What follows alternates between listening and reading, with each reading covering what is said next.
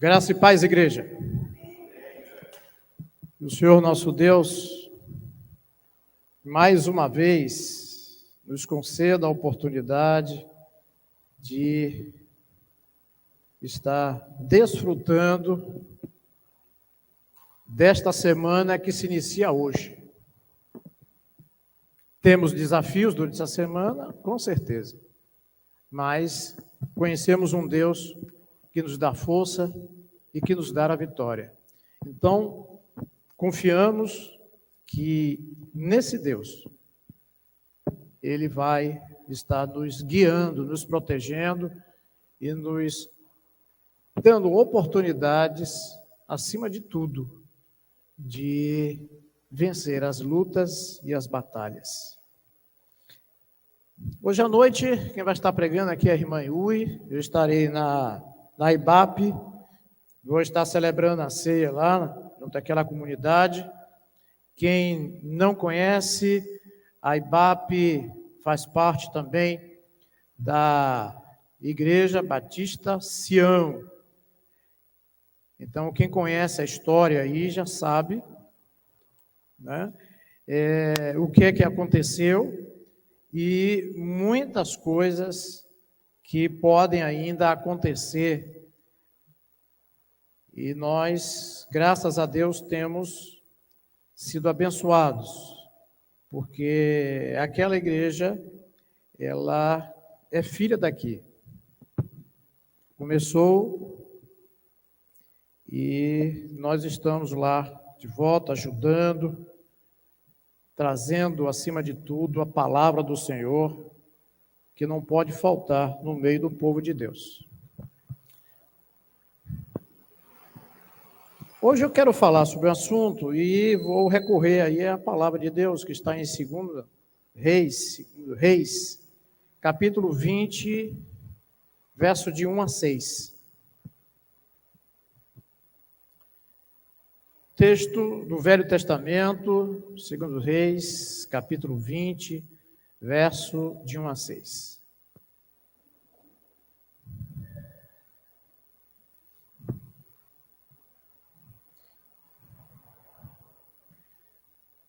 O texto assim vai nos dizer: naqueles dias adoeceu Ezequias mortalmente, e o profeta Isaías, filho de Amós, veio a ele e lhe disse: assim diz o Senhor, põe em ordem a tua casa, porque morrerás e não viverás.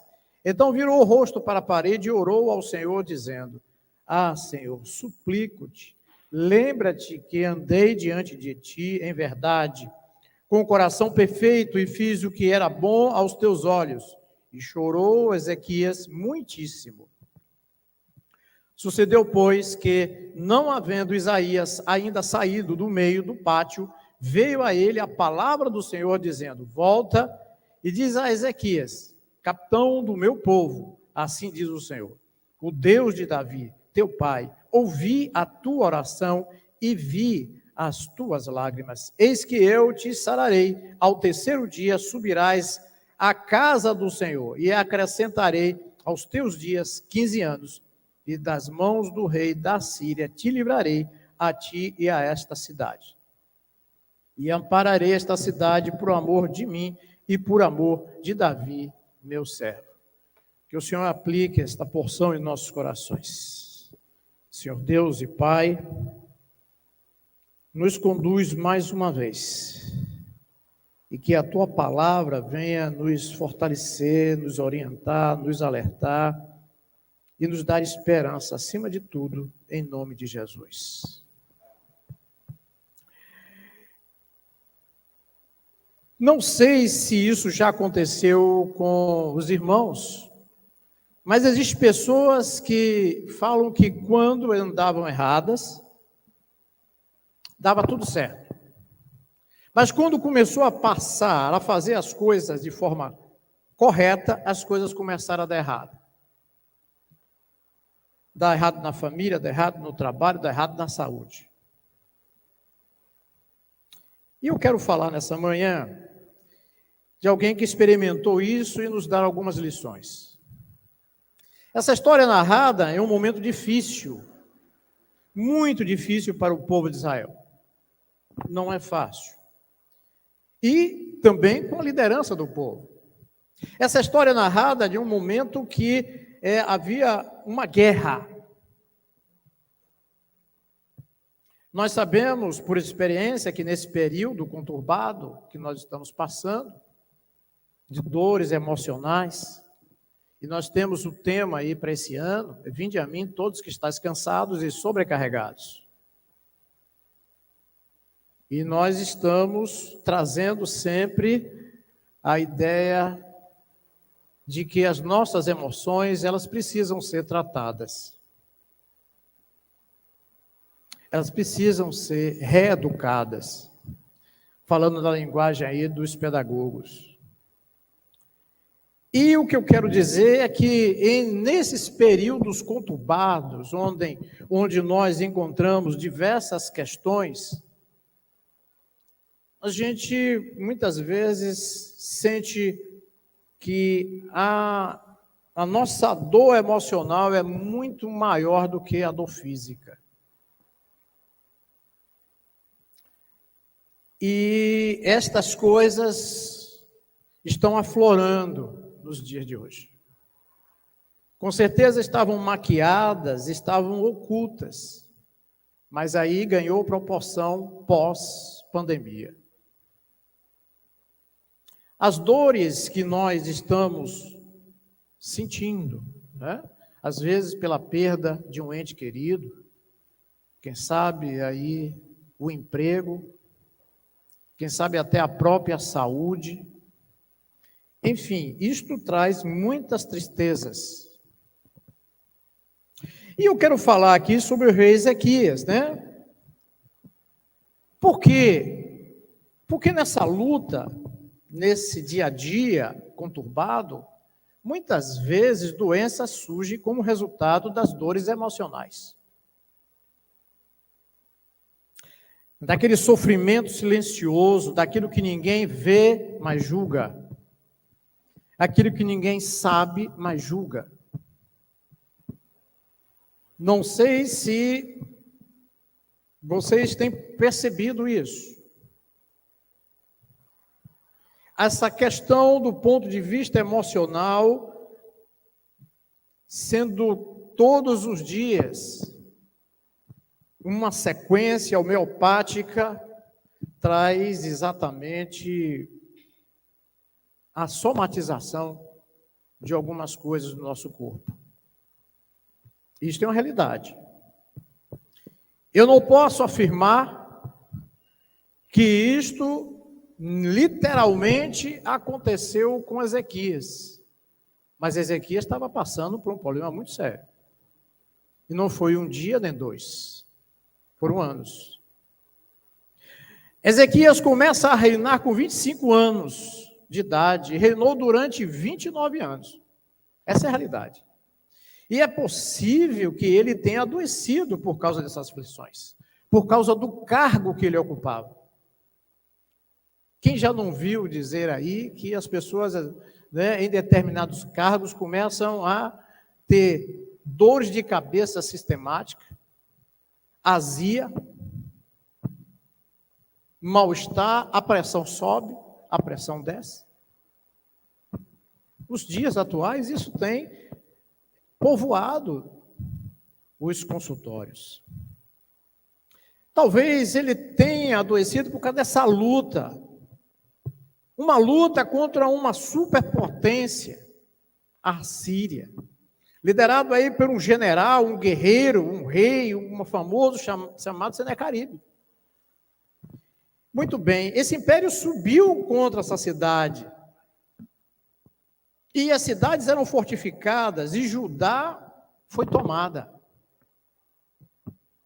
Muito bem. Mas o que nós vemos também é relatos de que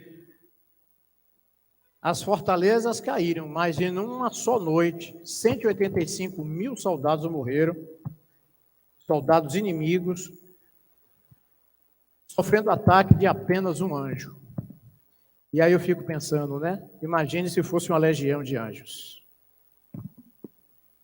Bem, o que eu quero dizer aqui é que Ezequias adoeceu, e adoeceu doença de morte. Quem sabe começou a nascer no coração de Ezequias uma pergunta, duas perguntas, três perguntas, várias perguntas. Um jovem de 25 anos, o que é que eu fiz de errado? Se eu podia fazer tudo de errado, mas eu procurei fazer a coisa certa. E estou aqui com essa doença incurável, com um diagnóstico fatal. Como eu disse, e repito, não estou afirmando,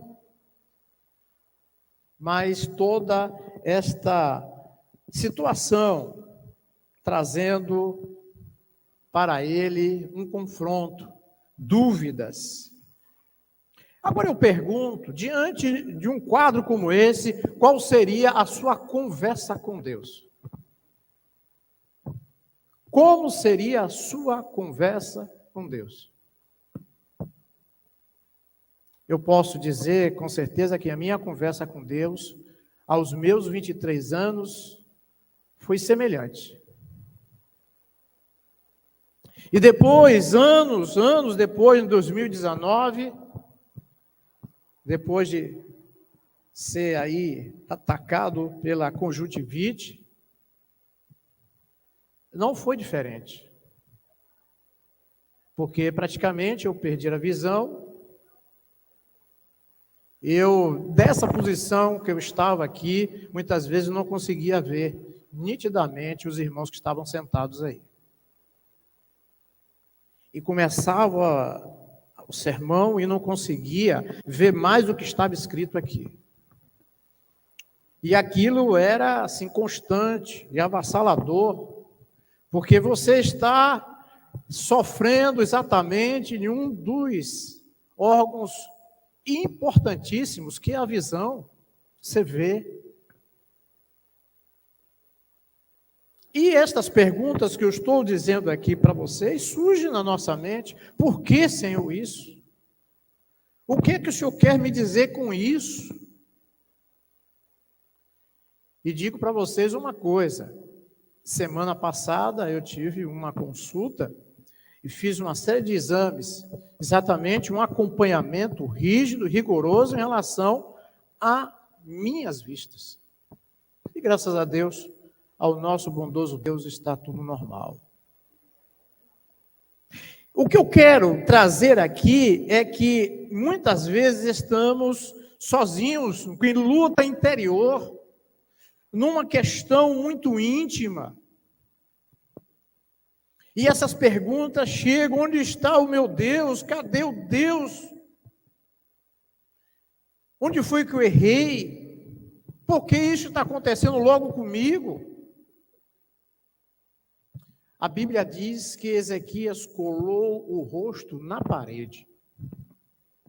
Colou o rosto na parede. E o que quer dizer isso? Ele não queria conversar com ninguém. Ele não queria conversar com ninguém, ele estava triste. E é interessante que ele procura algo fundamental. Ele ora a Deus. Ele ora, ele fala com Deus, ele chora muito. E muitos de nós, quem sabe, tenha passado por isso. Altas horas da noite, todos dormindo e você derramando lágrimas. Angustiado, preocupado. Agora preste atenção numa coisa que eu vou falar. Abra os seus ouvidos, embora seus ouvidos não vejam. Uma coisa eu quero dizer, preste atenção. Deus ouviu a oração de Ezequias. Como ouviu outras orações, como ouve as nossas orações. É o mesmo Deus, não mudou. Ezequias foi um servo que clamou, e como ele clamou, nós hoje também podemos clamar. E ele não clamou só por ele, ele clamou também por uma nação. Ele clamou. Ezequias enfrentava várias batalhas e Deus preparou Ezequias para enfrentar essas batalhas todos os dias. Como tem preparado você, meu irmão, minha irmã, para as batalhas do dia a dia? Para as questões que nós enfrentamos. Mas eu estava observando aqui na hora da ministração da aula, mas existem coisas que têm acontecido que a gente às vezes não percebe. A igreja do Senhor está sendo atacada. Ela está sendo assediada. E hoje a igreja não é mais um organismo, mas uma organização comercial e financeira. E, pasme, talvez, quem sabe, uma organização política. Nós estamos caminhando a passos largos para o relativismo, adoração de coisas e de pessoas. Por que eu estou falando isso? Porque naquela época eles estavam enfrentando um inimigo visível. Mas, nesses dias, temos a batalha com o inimigo que a gente não percebe e ele, de forma sutil, tenta entrar na nossa mente e no nosso coração. Para desistirmos. E quando Ezequias ele vê isto acontecendo, e eu me lembrei dessa situação na igreja atual. A Europa, por exemplo, está passando uma crise muito grande há bastante tempo. O berço, onde surgiu aí o protestantismo, né? Martinho Lutero e tantos outros. A Inglaterra, os missionários, a Alemanha, enfim. Mas hoje estão um caos. Por quê? Aí, segundo Reis 18:12 diz: porquanto não obedeceram à voz do Senhor seu Deus, antes transgrediram a sua aliança, e tudo quanto Moisés, servo do Senhor, tinha ordenado, nem ouviram, nem fizeram.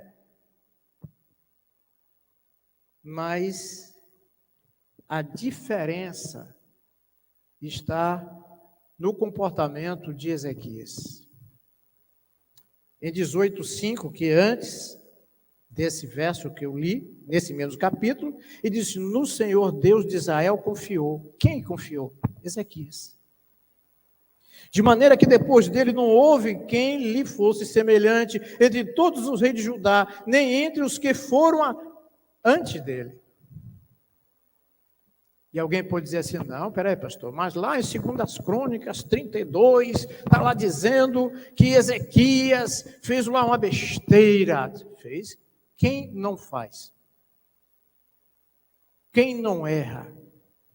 Mas se você tiver o cuidado de consultar, você vai ver que Ezequias se arrependeu e se voltou e ouviu a exortação do Senhor. A grande diferença é essa, é ouvir a exortação do Senhor. E Ezequias fez isso. Ser humano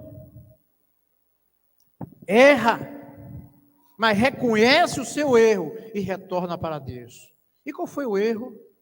Muitas vezes a gente cai no erro de se achar o grande.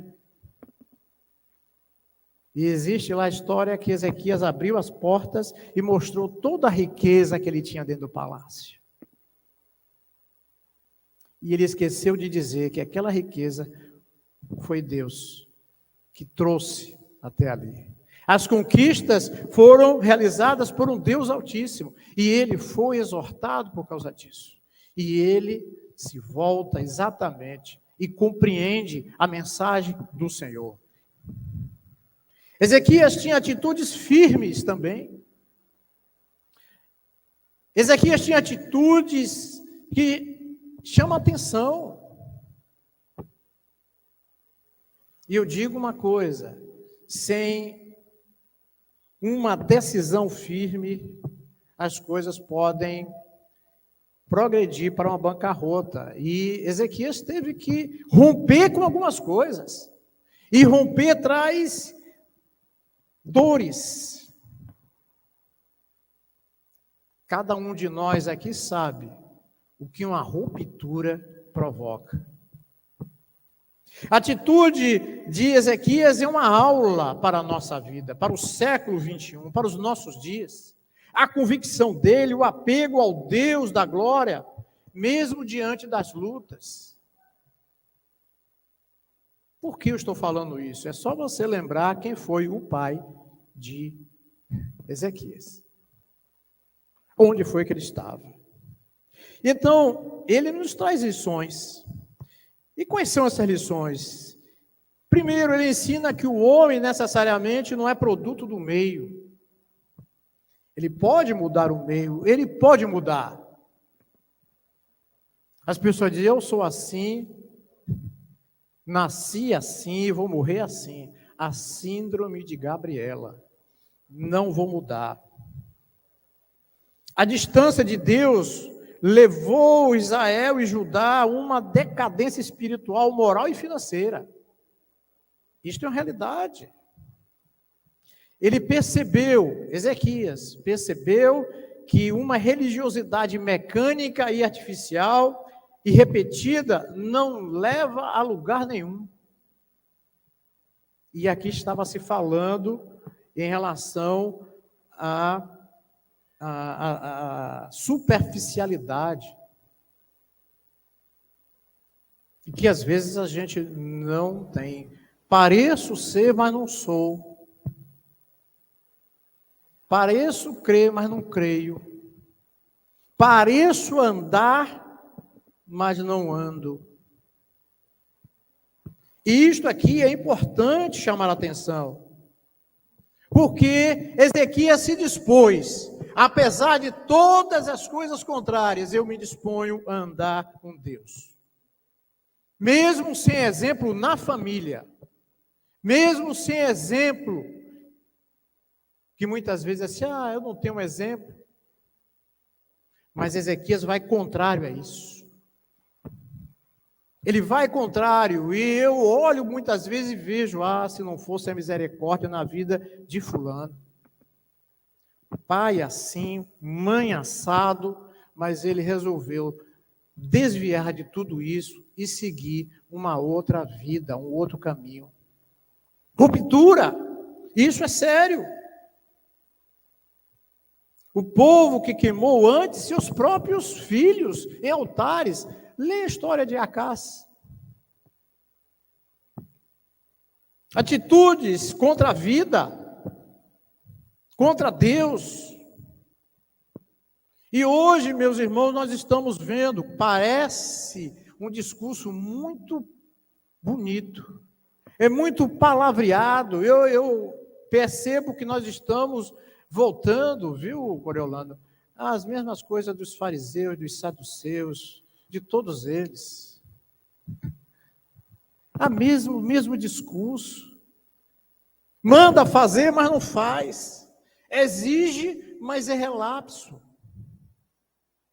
É nessa condição que muitas vezes eu percebo é um inimigo invisível, mas ele está acontecendo, está assediando, está fazendo muito estrago. Por quê? Porque ele é muito aprazível. E existe muita hipocrisia. É o que nós estamos vendo. Muita hipocrisia. Interessante que Ezequias, ele faz ali um pacto, uma aliança com Deus, coloca diante de Deus, e Deus faz uma observação para ele, né? Ezequias cai doente, e aí a mensagem que vem, se põe em ordem a tua casa. E aqui eu quero dizer o seguinte, é importante lembrar que nós precisamos estar colocando em ordem, não é a aparência, mas o interior. Ezequias cuidou disso, cuidou do interior. E fez exatamente uma oração sincera, regada a lágrimas, virando o rosto para a parede. Ele ora, e o resultado é que Deus dá mais do que ele pede. Dá a cura, dá mais 15 anos e ainda liberta aquele povo daquela opressão. Cura, vitória contra o inimigo. 15 anos de existência a mais. Deus muda a situação de Ezequias e ele louva a Deus, porque só Deus deve ser louvado e engrandecido. E concluindo, por que Ezequias consegue uma reforma na nação? Porque a morte fugiu de Ezequias, porque as coisas que estavam dando errado deram certo. Primeiro, buscou a Deus, e às vezes está passando mais tempo justificando nossos erros, nossa apatia, nossa falta de ânimo, nossos pecados, do que buscando a Deus, com o coração aberto e disposto a ouvir aquilo que Deus quer falar. Rompe com isso, cuidado com aquilo. Segundo, ele obedeceu a Deus e confiou em Deus. Ele não confiou nas sabedorias daquela época, nos sábios daquela época. Ele confiou em Deus, ele se entregou ali e fez tudo aquilo que deveria fazer. Porque o Acais, o que ele fez de aberração, ele profanou a casa do Senhor, ele queimava filhos, sacrificava filhos. Coisa terrível para um povo que conhece a Deus, para um povo que é orientado. Mas essa mistura que nós temos estudado aqui, essa influência que muitas vezes as pessoas recebem, e se não tiver firmeza, se não tiver convicção, ela vai minando aos poucos. Olha, não é no estalar de dedo, não, é aos pouquinhos, né? É um pouquinho hoje, é um pouquinho daqui a 20 anos, é um pouquinho mais um pouco, e daqui a pouco você esfria. E você não sabe mais quem você é e o Deus que você serve. Ezequias preferiu ouvir a voz de Deus do que essa voz dos poderosos. Ele preferiu, porque os recados que ele recebia não eram poucos. As ameaças que ele recebia não eram poucas, eram diversas. Mas ele escolheu ouvir a voz do Senhor. E uma das coisas que nós precisamos aprender. Ezequias tem como Deus o Senhor. E ele não abre mão disso. Deus é o meu Deus. É Ele que está me orientando. E eu quero trazer para os dias de hoje. O Deus de Ezequias é o nosso Deus. O Deus de Ezequias é um Deus poderoso. O Deus de Ezequias é o seu Deus. O Deus de Ezequias livra, consola, restaura e dá esperança. Que nessa manhã nós possamos entender essa mensagem de Ezequias para a nossa vida num tempo conturbado, cheio de coisas. E que muitas vezes essas coisas vêm e bate todos os dias à nossa porta, à nossa mente, ao nosso coração. Mas que em nome de Jesus, todas elas batam retiradas e a gente possa prosseguir caminhando, confiando e entregando ao Senhor todas as nossas lutas, porque só dele virá o socorro e o socorro bem presente. Que nessa manhã o Senhor tenha usado essa palavra para falar conosco. E que Deus abençoe a cada um de vocês. Na luta em que você estiver passando, o Senhor te abençoe e o Senhor te fortaleça. Senhor, nosso Deus e Pai, obrigado pela Tua palavra, Senhor. Nos consola, Senhor. Nos alerta, Senhor. Refrigera a nossa alma, Senhor. E que nos faça ver cada dia um caminho onde nós possamos prosseguir, amparados e guiados pela Tua orientação. Retira de nós, ó Pai, as dúvidas, retira de nós aquilo que tem incomodado o nosso coração, Senhor, e coloca porção dobrada do Teu Santo Espírito em nós. Essa é a nossa oração, Senhor. E sabemos que o Senhor ouve atentamente a oração que se faz nesse lugar, em nome de Jesus. Amém.